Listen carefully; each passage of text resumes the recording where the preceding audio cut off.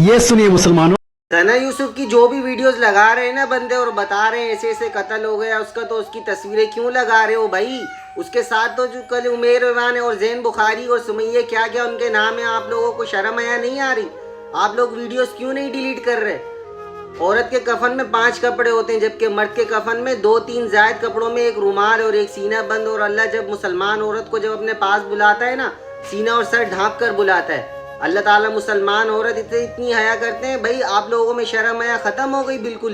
उसकी तस्वीरें इस्तेमाल ना करो, उसकी वीडियोस इस्तेमाल ना करो। टिकटॉक से मेरी गुजारिश है कि उसके अकाउंट को डीएक्टिवेट और ख़त्म किया जाए। इन चैनलों से मेरी गुजारिश है कि खुदा का खौफ करो यार। वो तो अब चली गई है, उसकी आखिरी मंजिल है वही है इंशाल्लाह। मासूम बच्चियों को, वो बच्ची थी, गुनहगार थी, जैसी भी थी, मुझे उससे कोई परवाह नहीं है। 17 साल उसकी उम्र थी, इतनी समझदार नहीं थी।